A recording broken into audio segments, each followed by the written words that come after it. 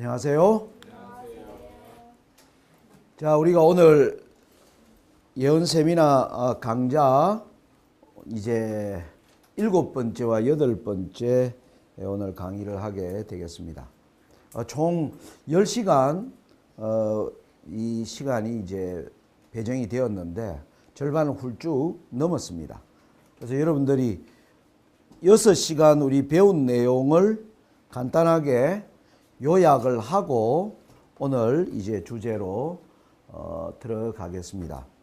자, 우리가 하나님께서 다니엘과 계시록을 통하여 예언을 하셨는데 예언의 중요한 기초가 되는 내용이 다니엘 2장의 느부갓네살의 꿈 가운데서 하나님이 말씀하셨다. 그래서 다니엘 2장의 하나님은 검, 은, 동, 철로 된 4개의 나라를 하나님이 보여주시고 이후에 50년이 지나서 다니엘에게 직접 이상을 보여주시는데 그것은 다니엘 7장에서 하나님은 다니엘 2장의 내용을 따라 4나라를 보여주시고 다니엘 2장에서 보여주지 않은 5번째 나라 교황권을 하나님께서 이제 예언에서 계시하셨음을 우리가 보았어요. 근데 이 다니엘 7장이 이제 두 갈래로 갈라진다고 했습니다. 하나는 다니엘 7장에 이어서 다니엘 8장의 내용은 넷째 짐승이 뿔을 가지고 있으므로 말미암아 다니엘 8장은 뿔을 가진 넷째 짐승을 어떻게 볼 것인가에 포커스를 가지고 다니엘 8장을 전개해 나가시고 다니엘 2장과 다니엘 7장에서 나오는 나라가 차례대로 일어나는 그것은 계시록 13장으로 하나님께서 연결시키고 계심을 우리가 공부를 한 겁니다. 그래서 계시록 13장에는 다니엘 7장에 나오는 모든 5개의 나라가 바다에서 올라오는 짐승으로 소개되어 있었고 계시록 13장에는 다니엘 7장에서 보여주지 않은 6째 나라 땅에서 올라오는 짐승인 미국을 6째 나라로 보여주면서 미국과 함께 연합하는 미국과 교황권과 사단의 삼중연합을 설명하고 있는 666이라는 상징적 숫자를 하나님께서 우리에게 보여주고 계셨어요. 자, 이 내용을 계시록 13장의 내용을 그대로 이어받은 것은 계시록 17장이었는데 계시록 17장 10절부터 11절을 보니까 여자가 타고 있는 짐승의 7머리를 설명하면서 하나님은 다니엘서에 나온 5은 망하였고 그래서 다니엘서가 보여주고 있는 1798년 이전에 5나라가 망하였고 1798년 이후에 하나는 있고 6째 나라가 있는 가운데 다른 이가 뭐하고 결합하고 그리고 이어서 8째 또 하나가 결합하는 삼중연합을 계시록 17장도 뭐하고 있더라? 보여주고 있더라. 자, 그런데 계시록 17장이 계시록 13장이 말하고 있지 않는 계시록 10장의 중요한 것은 6째인 미국과 또 하나의 세력이 미국과 결합할 때 66으로 결합할 때 그 기간은 잠깐 동안이라고 하는 시간이 될 것이고 그 잠깐 동안의 시간이 지나면 삼중연합이 이루어지면서 이제 세상이 종말로 들어갈 것을 보여주는 그림이 계시록 17장을 통해서 우리가 본 거예요. 그래서 그러면 우리는 지금 예언에 어디에 서 있는가를 우리가 확인을 해본 겁니다.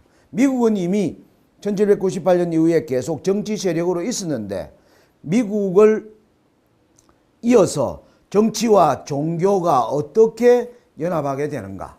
계시록 17장에 보여주는 그림은 여자가 뭘 타고 있었어요?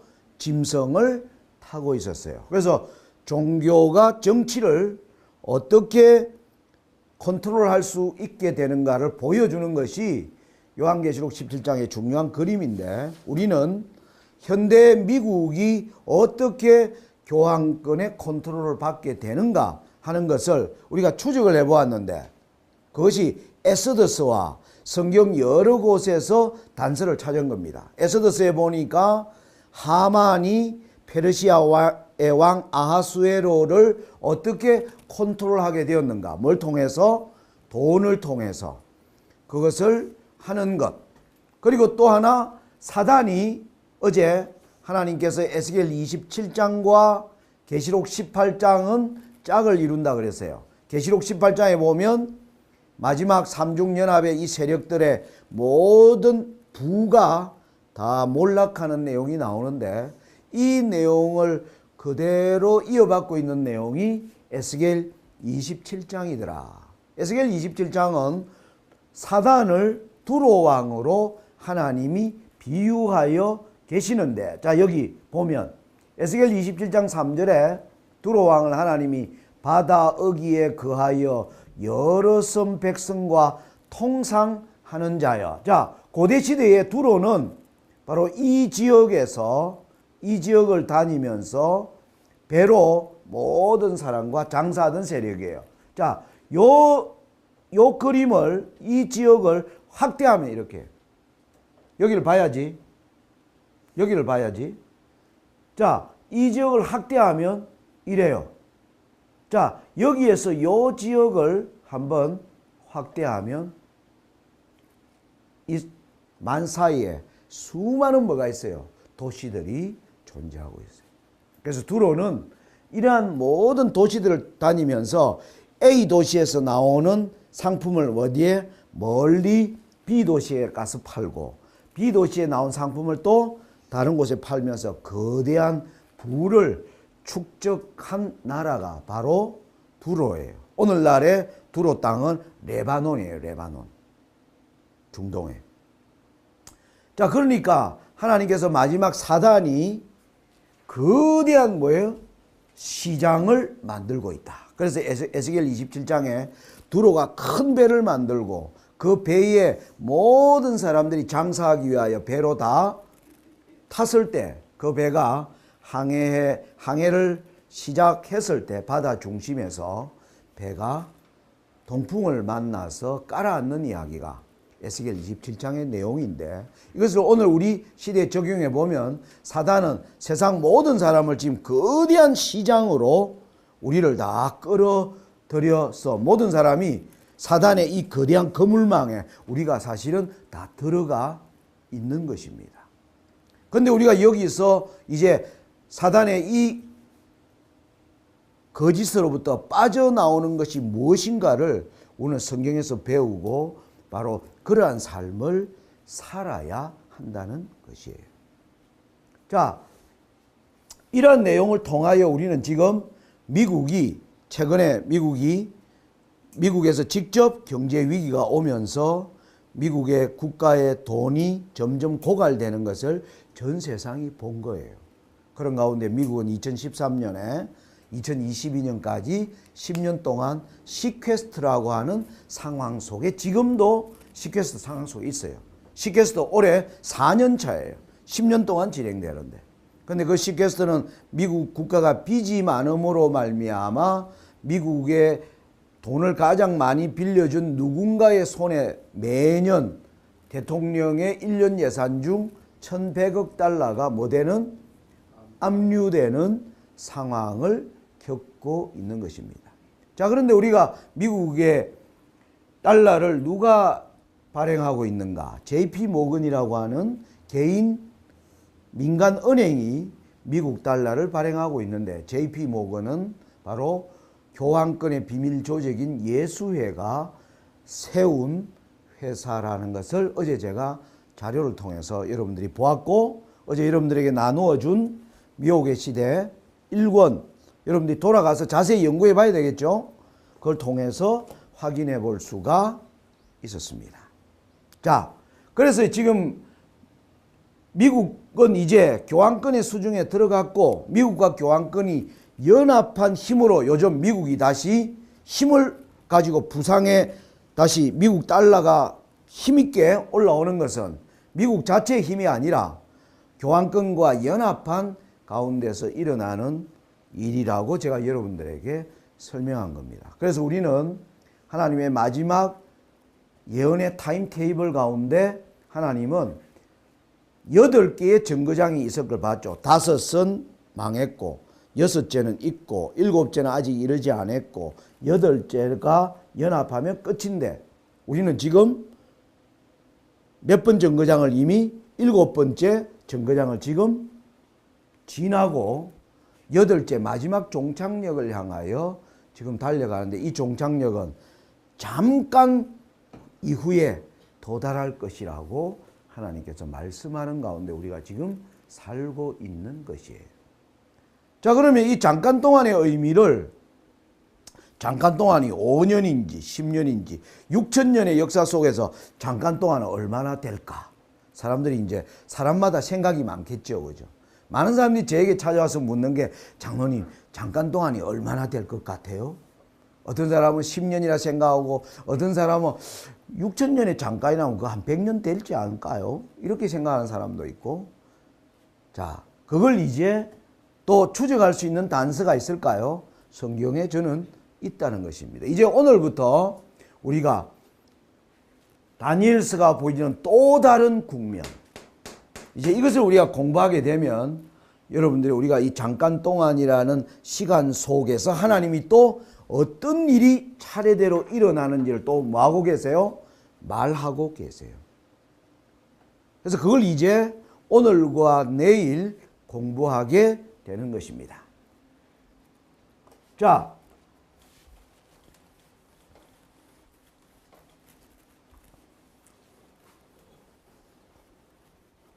자, 오늘 이제부터 공부하는 내용은 다니엘 2장을 기초로 다니엘 7장을 하나님이 보여주셨는데 다니엘 7장의 한 가지 특징은 뭐냐 하면은 다니엘 2장의 금, 은, 동, 철로 4개의 나라를 보여주셨는데 다니엘 7장에도 사자, 곰, 표범 그리고 10뿔 가진 짐승 넷째 짐승이 10뿔 가진 짐승 이 10뿔 가진 짐승 이후에 작은 뿔을 5번째로 보여주는 게 다니엘 7장의 예언의 특징이었어요. 그래서 우리가 다니엘 7장 텍스트를 자세히 우리가 콘텍스트로 살펴보니까 자, 다니엘 7장 가운데 하나님이 뭐라고 하고 계셨느냐 하면은 내가 다니엘 7장 잠깐 펴보세요. 여러분들이 성경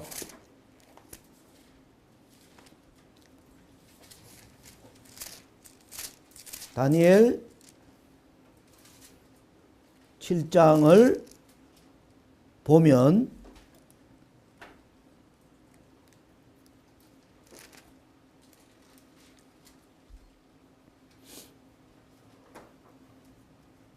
(17절에) 그 내 큰 짐승은 내 왕이라 세상에 일어날 것이다. 그렇게 예언하고 있었습니다. 내 짐승은 내 나라이다. 그러면서 해석은 어디에 집중되느냐 하면 23절에 보니까 모신자가 이처럼 이르되 넷째 짐승은 곧 땅의 넷째 나라인데 이는 모든 나라보다 달라서 천하를 삼키고 밟아 부서뜨릴 것이며 자, 넷째 짐승은 앞에 나온 세 짐승과 다르다. 뭐가 달랐어요?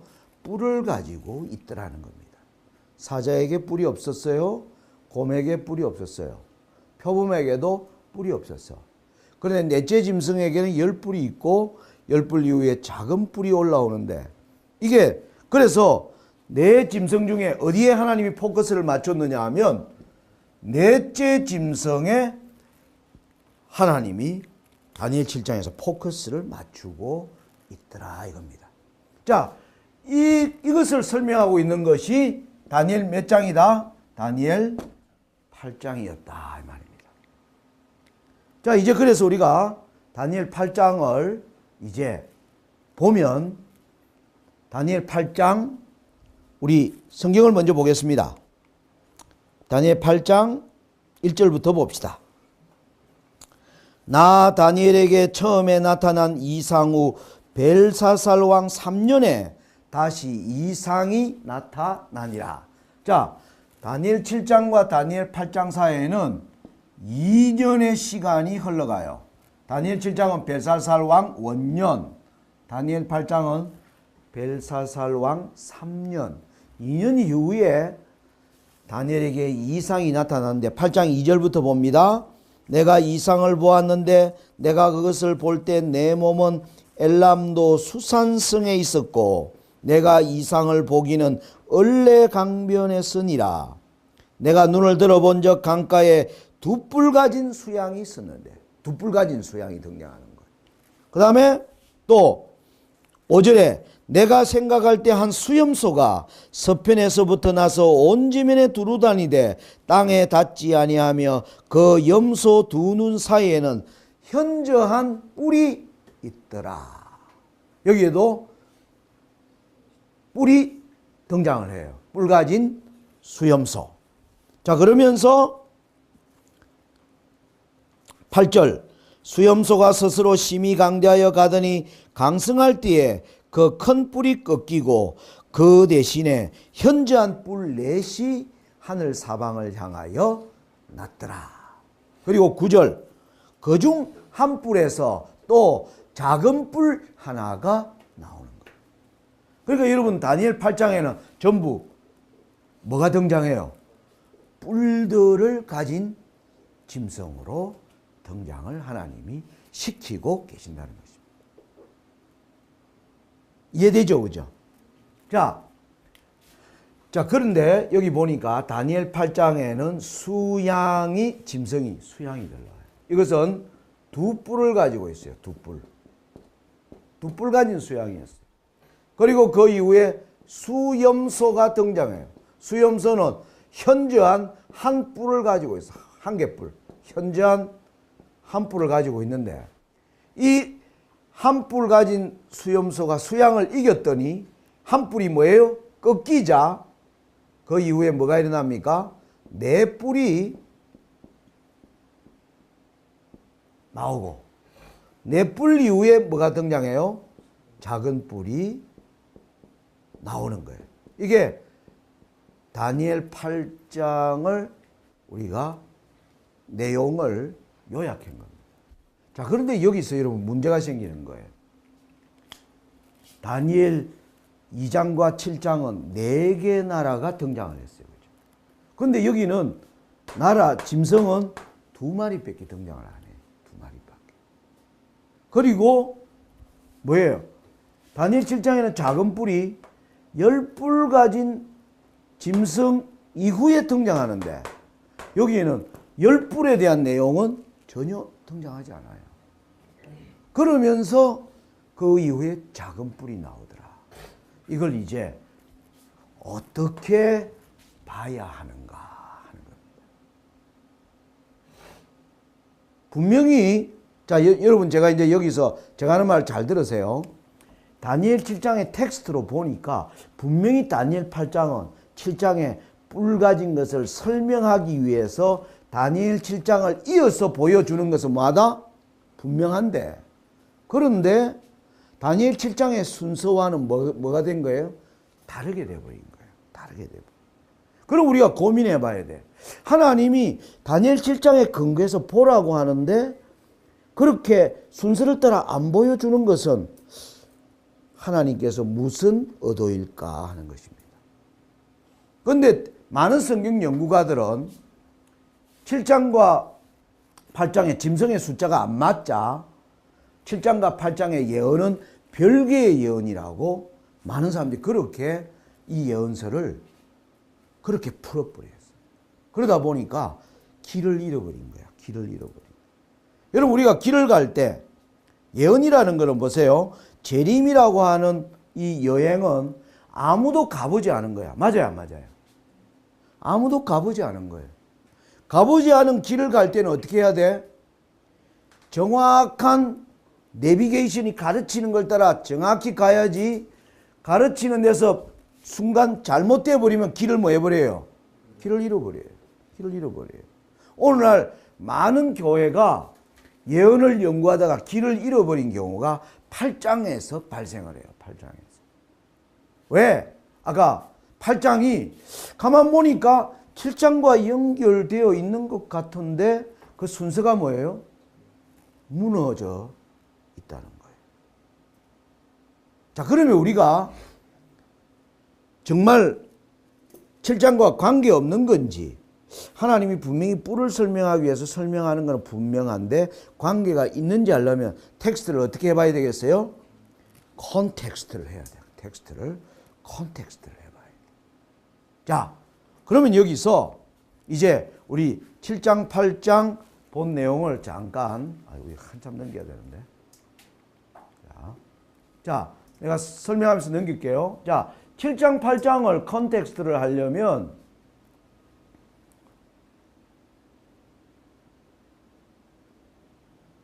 자, 여러분 여기를 보세요. 8장에 보니까 여기 강가에 두 뿔 가진 수양이 서 있어요. 그런데 그 뿔이 다 길어도 한 뿔은 다른 뿔보다 길었다. 뿔이 두 개가 있는데 하나는 길고 하나는 짧아. 그러면 짐승의 머리가 어떻게? 균형이 맞을까 안 맞을까? 균형이 안 맞아요. 여러분 짐승이 뿔 크기가 똑같아요. 똑같아야 머리를 딱 균형하는데 한쪽은 무거우면 어떻게 되는 거야? 균형을 잃어버린다는 거죠. 이 수양의 뿔이 하나는 길고 하나는 짧더라. 자, 그런데 이 짐승에 대한 해석이 나와 보니까 너가 본 바 두 뿔 가진 수양은 메대와 바사요. 하나님이 예언을 해석해 놓은 거야. 이게 중요한 힌트예요. 자, 여러분 여기를 보세요. 하나님이 다니엘 2장과 다니엘 7장의 네 나라를 보여줄 때는 바벨론부터 보여줬어. 바벨론부터. 맞아 안 맞아? 그 금머리는 느부갓네살 당신입니다 라고 해석을 했잖아. 그러니까 다니엘 2장과 7장은 바벨론이 첫 번째 짐승으로 나왔는데 다니엘 8장은 등장하는 첫 짐승이 바벨론이 아니야. 그죠? 그러니까 몇째 짐승부터 보여준 거야? 두 번째 짐승을 첫 번째로 보여주는 거예요. 이제 하나님이. 맞아요? 안 맞아요? 그쵸? 그걸 이제 여러분들 여기서 하나님이 우리에게 자세히 살펴보면 길을 헤매지 않도록 하나님이 뭐 해놨어? 교통정리를 다 해놨어요. 이걸 하나님이 해석 안 했다.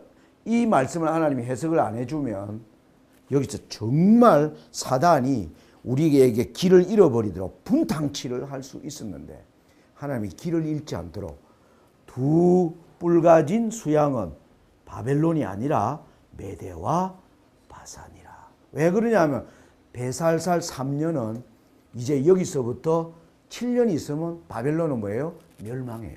그러니까 하나님이 이제 예언해서 곧 멸망할 바벨론을 뭐 해버린 거야? 빼버린 거야 이제. 빼고 예언을 이제 시작하신 거예요. 자, 그렇게 보면 우리는 이제 생각을 그러면 곰과 수양이 같은지를 살펴보면 되는 거예요. 근데 다니엘 7장에 보니까 다니엘 7장 곰 모습 한번 보십시다. 다니엘 7장 5절. 성경을 꼭 찾으라 그랬죠. 다니엘 7장 5절. 다른 짐승 곧 둘째는 곰과 같은데 그것이 몸 한편을 들었어요. 여러분 곰은 두 발로 걸어도 뒤뚱뒤뚱 걷는데 몸 한편을 들으면 곰이 균형이 있다 없다? 균형을 못 잡아. 자, 이 곰이 균형을 못 잡는데 수양도 균형을 못 잡아. 하나는 길고 하나는 짧음으로 말미암아. 거기서 힌트가 있죠. 그 다음에 또 보니까 그 입의 잇사에는 새 갈빗대가 물렸어요. 새 갈빗대. 그러면서 그에게 말하는 자가 이르기를 일어나서 많은 고기를 먹으라 하였으며 이 곰이 새갈빗대를 묻어 많은 고기를 먹는데 3마리 짐승을 맸다 먹어 치웠다 라고 얘기하는데, 다니엘 8장으로 가보면 이 수양이 서와 북과 남을 향하여 싸우는 세 곳을 전쟁을 치는 장면. 그러니까 새 갈빗대를 물었다는 것은 서쪽과 북쪽과 남쪽에 있는 나라들을 뭐 했다? 쳤다. 그래서 다니엘 8장과 다니엘 7장을 연결해 보니까 수양과 곰이 뭐 하더라? 같더라. 우리가 여기서 이해할 수가 있는 거예요. 알겠습니까? 자, 그럼 여기서 이제 하나님이 다니엘 8장을 뭐에 근거해서 다니엘 7장을 이어서 말하고 있는 것이 분명하는 거예요. 자, 그러면 이제 수염소를 봐야 돼요. 수염소는 어떻게 보느냐 하면, 수염소는 온 지면에 두루 다니는데 발이 땅에 안 닿아요. 그리고 발이 땅에 안 닿는다는 말은 어쨌다는 거예요? 날아다녔다는 거지. 굉장히 빠르게 움직이는 수염소예요. 다니엘 7장으로 가보겠습니다. 자, 당연히 그러면 우리가 이 순서로 따지면 수염소는 셋째 나라, 셋째 짐승, 표범을 설명할 거라고 우리가 예상할 수 있어요. 맞습니까? 맞습니까? 자, 그러면 표범과 수염소가 같은가 보니까 표범을 설명할 때 다니엘 7장 6절에 그 후에 내가 또 본 적 다른 짐승 곧 표범과 같은 것이 있는데 그 등에는 새의 날개가 4개가 있고. 여러분, 짐승 중에 제일 빨리 다니는 짐승이 뭐예요? 표범이야. 자칼. 시속 120km로 달려요. 시속 120km로. 여러분, 사자는 최고 속도가 시속 60에서 80km라고 그래요. 사자와 호랑이는. 표범은 어떻게 가요? 시속 120km. 짐승 중에 가장 빨리 달리는 짐승이 표범입니다. 근데 빨리 달리는 짐승에 또 뭐까지 달려서? 날개까지 달린 거예요. 그러니까 이 수염소는 발이 땅에 뭐 한 거야? 닿지 않는 거야. 발이 땅에 닿지 않는 거야. 그래서 표범과 수염소가 하나님께서 같은 짐승을 보여주고 있다는 걸 알 수가 있습니다. 또 하나 증거가 또 하나 보니까 6절 후반에 그 짐승에게 또 머리가 4개 있어요. 그런데 여기 보니까 수염소의 뿔이 뽑히니까 몇 뿔이 나요? 뿔이 4개가 난 거예요.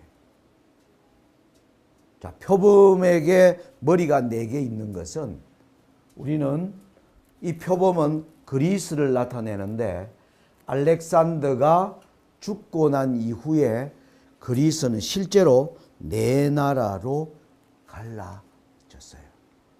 그래서 다니엘 7장에 나오는 표범과 다니엘 8장에 나오는 수염소가 마다 같다. 이제 여기서 확인된 거야. 자, 우리가 여기까지 보면 이야, 다니엘 8장이 다니엘 7장 순서대로 나오는 거 맞네. 뭐가 빠졌으니까? 첫째가 빠졌으니까. 그런데 문제가, 그러면 그 다음에 뭐가 나와야 돼? 10뿔 가진 짐승이 나와야 된다는 거지. 그런데 수염소의 4뿔 이후에 10뿔 가진 짐승이 없고 5번째인 작은 뿔이 바로 등장하면 우리가 여기서 넷째는 어디 갔니? 라고 되는 거예요. 넷째는 어디 갔어? 이 질문이 생기는 거예요. 무슨 말인지 아시겠어요? 하나님이 다니엘 7장에서 어느 짐승을 주목하라 그랬어요? 넷째 짐승을 주목하라 했는데 8장에서 넷째 짐승을 빼면 될까 안 될까? 안 되지, 상식적으로. 하나님이 분명히 사자, 곰, 표범 10뿔 가진 넷째 짐승 가운데 넷째 짐승을 주목하라고 해놓고는 8장에서 넷째 짐승을 빼버린다면 뭔가 안 맞는 거예요. 여기서 우리가 이제 고민을 해야 돼. 무슨 뜻이냐? 하나님이 우리에게 무엇을 가르치려고 하는 것인가를 고민을 해야 돼요. 고민을 해야 돼요.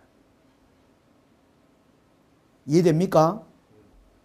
자, 이제 그러면 자, 이 고민을 이제 해결하려면 여러분 다니엘서에서 하나님이 예언을 하고 있는 것은 다니엘 2장, 7장, 8장 또 몇 장이라 그랬어요? 또 몇 장이라 그랬어요? 다니엘서에서 2장, 7장, 8장 외에 11장이라 그랬어요. 11장.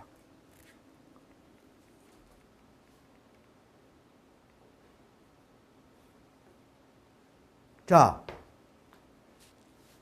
11장과 8장을 대비해 보면 이제 우리가 거기에서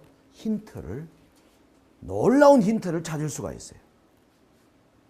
자, 다니엘 8장 이후에 다니엘 11장은 10장과 11, 12장은 한 장이에요.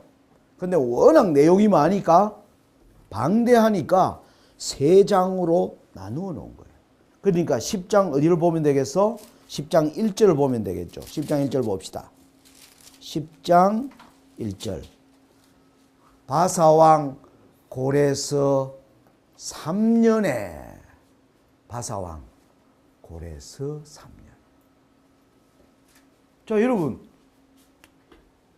다니엘 8장은 BC 551년에 기록되었어요. BC 551년에.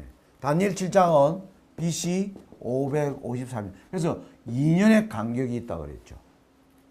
11장에 다니엘 11장에 고레스 3년은 BC 535년 정도 돼요. 그럼 뭐예요? 16년이 흘러간 거예요. 시간이 많이 흘러. 이 사이에 무슨 일이 있었느냐 하면 바벨론이 뭐 한 거야? 망했어요. 바벨론이 망했어요. 이 사이에. 바벨론이 망하고 페르시아라고 하는 바사 제국이 다니엘 8장에 나오는 수양의 나라가 이루어진 이후에 하나님이 이제 예언을 하고 계세요. 아시겠습니까? 그때 여러분 다니엘 11장이 다니엘 8장을 근거로 기록되어 있는가 우리가 먼저 확인하는 게 중요하겠죠. 자, 다시 다니엘 2장을 근거로 7장이 기록되어 있어요. 7장을 근거로 8장이 기록되어 있다면 11장을 어디를 근거로 하고 있을까? 8장을 근거로 하고 있어야 돼. 그러한가 보자는 거예요. 자, 여기 보세요. 11장 보니까 이제 내가 참된 것을 너게 보이라. 보라. 바사에서 페르시아, 메데와 바사로 시작하는데 여기도 바사로 시작하고 있어요. 맞죠? 바사로 시작해요. 그리고 그 이후에 보면 털이 많은 수염소가 헬라 왕인데 3절에 장차 한 큰 능력 있는 왕이 일어나는 거예요. 큰 뿔은 첫째 왕인데 능력 있는 왕이 일어나요. 그래서 그 나라 가운데서 몇 개가 일어납니까? 4나라가 일어나는데 여기 보니까 그가 강성할 때 그 나라가 갈라져 천하 사방에 동서남북으로 나누어지니까 몇 개 나라로 나누어져? 4개 나라로 나누어지는 거예요. 자, 다니엘 8장의 순서대로 다니엘 11장도 기록되고 있습니까? 기록되고 있는 거예요.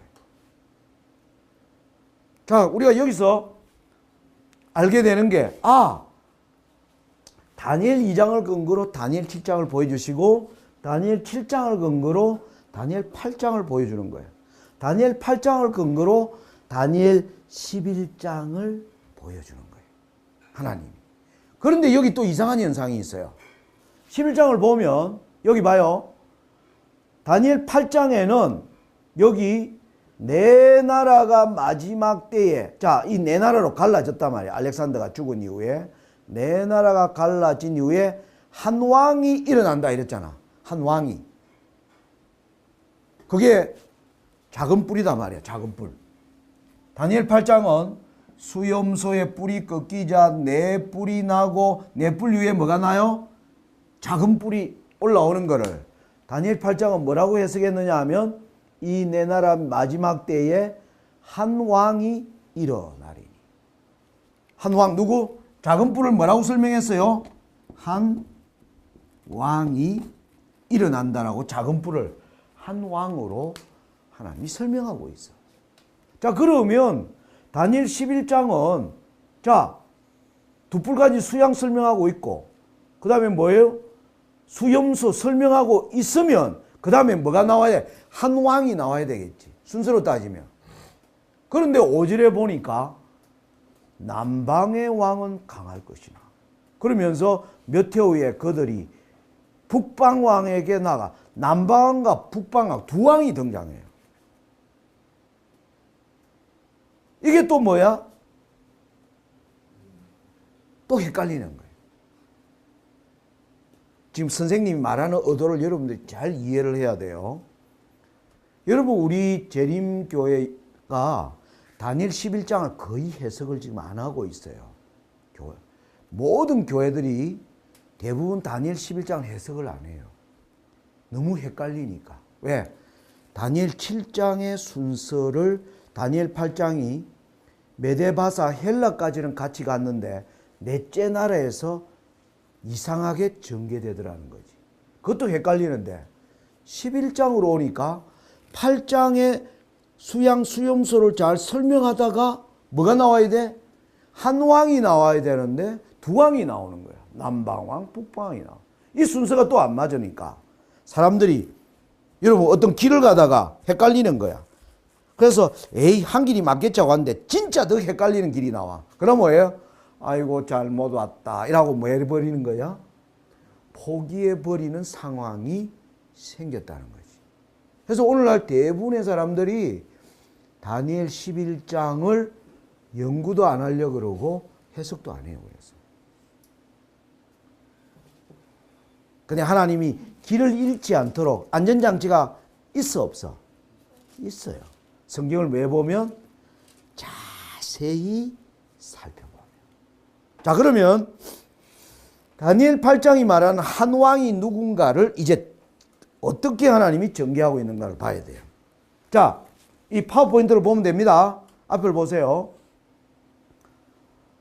자, 8장에 근거하면 다시 수양과 수염소의 한 뿔이 꺾이면 네 뿔이 올라오고 네 뿔 이후에 한 왕이 일어난다라고 하나님 말씀을 했는데 11장이 똑같이 수양을 설명해 주고 수염소를 잘 설명해 주고 그리고 네 나라가 일어날 것도 설명했으면 한 왕이 등장해야 되는데 왜 남방의 왕과 북방 왕이 등장을 하느냐? 그 이후 내용을 분석해요. 11장 내용을 분석해 보면. 자, 11장은 여러분들이 5절부터 15절까지를 읽어보면 남방과 북방이 싸우는 이야기가 나와요. 여기 뭐예요? 남방이 처음에 남방왕의 딸이 북방왕과 뭐였냐면 결혼해요. 남방의 딸이 북방왕의 아들과. 그래서 남방과 북방왕이 사돈이 돼요. 근데 이 딸과 아들이 결혼해가지고는 나중에 서로 싸워. 그러니까 이혼을 해버려요. 그러니까 원수지간이 돼가지고 나중에는 남방과 북방왕이 싸워요. 여기 보면 북방왕의 군대를 치러 남방왕이 북방의 군대를 치러 오는 거예요. 그러니까 북방왕이 또 뭐예요? 남방왕을 또 쳐들어가는 거예요. 여기 봐요. 여기 중요한 거 아는데 왜 엉뚱. 자, 여러분 5절부터 15절을 보면 남방과 북방왕이 싸워요. 여기 11절 남방은 크게 노하여 또 북방왕과 뭐합니까? 또 싸워요. 5절부터 15절을 보면 무슨 내용이냐 하면 남방과 북방왕이 우리 싸우지 말자 이래가지고 남방왕의 딸과 북방의 아들을 결혼시키니까 남방과 북방이 무슨 사돈지간이 돼. 사돈지간이니까 싸우지 말자 했는데 이 결혼해가 잘 살면 되는데 둘이가 뭐 해버렸어? 이혼을 해버린 거야. 그렇게 되자 이 이혼의 사유가 심각한 거야. 아무튼.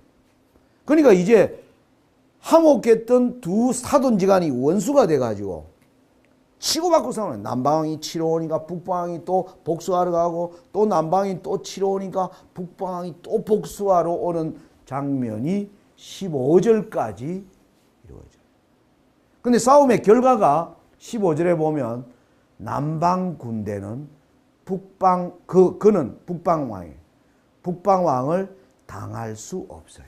드디어 누가 이기느냐 하면 이 싸움의 결과는 누가 이겨요? 북방왕이 이겨요. 북방왕이. 그러자 16절부터 계속 뭐냐면 여기 그는 북방왕이에요. 16절부터 24절까지는 북방왕이 드디어 독주하는 시대가 기록이 돼 나와요. 여기에는 남방왕이 전혀 등장하지 않습니다. 이렇게 구성이 되어 있어요. 이렇게 구성이 되어 있어요. 집중하세요. 자, 그러더니 25절에 보면 다시 남방왕이 등장해. 25절에 보면 남방왕과 북방왕이 다시 싸우는 이야기가 30절 초반까지 남방왕과 북방왕이 싸움을 하는 얘기가 다시 등장을 해요. 그러다가 30절부터 보면 39절까지 다시 북방왕이 독주합니다. 다니엘 11장을 분석하면. 그러다가 40절로 오면 다시 남방왕이 북방왕을 다시 또 싸움을 해요. 근데 누가 이기느냐 하면 북방왕이 이겨. 이 싸움에서도.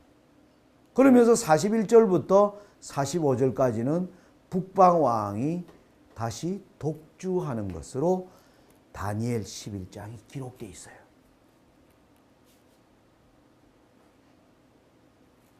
자, 요약하면 이렇습니다. 요약하면 다니엘 8장과 11장을 보는데 우리가 가진 어려움이 뭐였느냐 하면 수양과 수염소를 보여주고 네 뿔을 보여주고 나서 한 왕이 작은 뿔을 하나님이 보여줄 줄 알았는데 왜 남과 북방왕으로 두 왕을 보여준 거예요. 근데 두 왕이 하는 것을 자세히 분석을 해보니까 5절부터 15절에는 남방 북방이 싸우다가 16절부터 24절까지는 북방왕이 독주를 하고 25절부터 30절까지 다시 남방왕과 북방왕이 싸우다가 31절부터 39절은 북방왕이 다시 독주를 하고 40절에 오면 남방왕과 북방왕이 싸우다가 41절부터 45절을 보면 북방왕이 다시 독주를 해요. 자, 그럼 여러분 이 패턴을 보면 여기에 한 왕이 있을까 없을까? 여러분들 질문하는 거예요. 한 왕이 보여요 안 보여요? 우리 관유가 끄떡끄떡했는데 한번 말해볼래? 그렇지. 북방왕이 다니엘 8장에서 얘기하는 한 왕이야 사실은. 그걸 보여주는 거라고. 그러니까 이 한 왕을 치기 위해서 보여주는 남방왕과의 싸움을 통해서 이 왕이 점점 뭐예요? 강해지는 거예요. 점점. 여러분 영화 같은 거 보면 말이야. 주인공이 처음에 강적이 돼. 주인공이 처음에 약해 보이는데 한 놈을 딱 무너뜨리더니 그 다음에 그거보다 더 큰 놈과 뭐 하는 겁니까? 또 넘어뜨려. 그리고 최종적으로 아주 높은 놈을 뭐 하는 거야? 무너뜨리면 우리 영화를 보면 이제 이 한 영웅이 상대방을 차례대로 마면서 무너뜨리면서 아주 높은 자리로 올라가는 과정을 이 한 왕이 수천 년의 역사를 통해서 어떻게 강하게 올라오는가를 하나님이 남방왕과 북방왕을 통해서 보여주고 있는 거예요. 이해됩니까? 네. 자, 그러면 자, 여러분들 이걸 이제 이해를 했다면 이제 다니엘 8장의 문제를 풀 수 있는 힌트가 나와. 자, 여러분 잘 봐요. 지금 굉장히 중요한 걸 하고 있어요. 자, 여러분 하나님이 우리가 요한계시록 17장 공부할 때 하나님이 예언을 마지막 결론을 내려요. 다니엘서와 요한계시록에서 하나님이 세상의 변화를 예언하고 있는 내용은 다니엘 17장에서 끝나요. 다니엘 17장. 다니엘 10장이 아니고 계시록 17장에서 끝이 나요. 그래서 계시록 17장은 결론이야, 결론. 그런데 계시록 17장을 하나님이 보여줄 때 여자가 짐승을 타고 있는 모습으로 보여주었다는 거지. 그건 무슨 뜻이라 그랬어요? 종교가 정치를 어떻게 컨트롤하는가를 하나님이 우리에게 주의하여 보라는 뜻이다. 자, 그렇게 이름이 설명을 드린 거야. 자, 그런데 보니까 자, 여러분 여기 봐요. 다니엘 7장에 네 나라가 나왔는데 자, 바벨론, 페르시아, 헬라는 전부 정치국가였어요. 근데 로마는, 넷째 나라인 로마는 나중에 종교에 자리를 주고 이 로마에서 종교 로마가 나와요. 정치 로마에서. 무슨 말인지 알겠어요? 그래서 넷째 짐승은 정치와 종교가 함께 어우러진 짐승이 몇째 짐승이야? 넷째 짐승이야. 넷째 짐승. 무슨 말인지 알겠습니까? 바벨론, 페르시아, 헬라에서는 이걸 다스리는 종교 나라가 올라오지 않았어요. 바벨론 망하고 페르시아가 올라왔고, 페르시아가 망하고 그리스가 올라왔고, 그리스가 망하고 로마가 올라왔는데, 이 로마가 기독교를 핍박하다가 로마가 기독교를 뭐예요? 국교로 만들어버린 거예요. 그래서 정치 로마가 이제 뭐로 바뀌는 거야? 종교 로마로 바뀌는 거예요. 그래서 넷째 나라는 정치와 종교를 뭐 하는 거야? 보여주는데 나중에 보니까 정치가 종교를 컨트롤해요. 종교가 정치를 컨트롤해요. 종교가 정치를 컨트롤하는 것을 우리가 중세 암흑기 동안 본 거예요. 아시겠어요? 자, 그러니까 하나님이 자 보세요. 넷째 짐승은 정치와 종교가 뭐예요? 하나니까 다니엘 8장에는 로마와 교황권을 하나로 같이 보여준 거예요. 같이. 나눠서 보지 말라는 거야. 이 나라에서 정치에서 뭐가 나온다? 정치 종교가 다 나오기 때문에 하나로 하나님이 설명하고 계십니다. 다니엘 7장에서는 차례대로 넷째 나라 나오고 다섯째 나라가 정치 위에 종교가 올라오는 순서를 보여주었는데 다니엘 8장은 순서를 보여주는 게 아니라 정치와 종교가 어우러져 있기 때문에 이것을 통틀어서 보여주신 것이고 다니엘 11장은 자, 이 정치 로마도 무슨 왕이고 북방왕이고 종교 로마도 무슨 왕이야? 북방왕인 거예요. 그걸 보여주는 것이 하나님이 계시에서 말하고 있는 것이에요. 이해를 했습니까? 자, 이제 그러면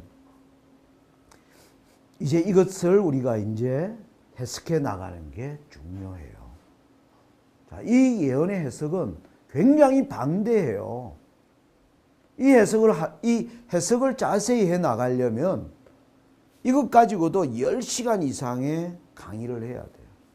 여러분들에게 이제 주어진 시간 동안 짧게 가야 되는데 중요한 것은 이 아까 남방과 북방이 계속 싸우다가 보면 40절에 오면 특별히 마지막 때에 오늘 우리 시대예요. 우리 시대. 우리가 지금 마지막 때를 살고 있잖아요. 마지막 때의 남방왕과 북방왕의 싸움과 그 다음에 북방왕의 독주 시대를 우리가 연구를 하려면 앞의 내용을 뭐 해야 돼요? 이해를 해야 이것을 연구할 수 있다는 것이에요. 그걸 이제 우리가 풀어 나가야 하는 과제가 이제 다음 시간부터 우리가 이 문제를 풀어야 됩니다. 자, 잠시 여기서 10분간 좀 찬물도 마시고 나가서 좀 찬 공기. 오늘 여러분 운동 안 했잖아요. 들이키고 그래 들어오세요. 그래야 다음 시간 공부하죠. 묵상하고 마치겠습니다.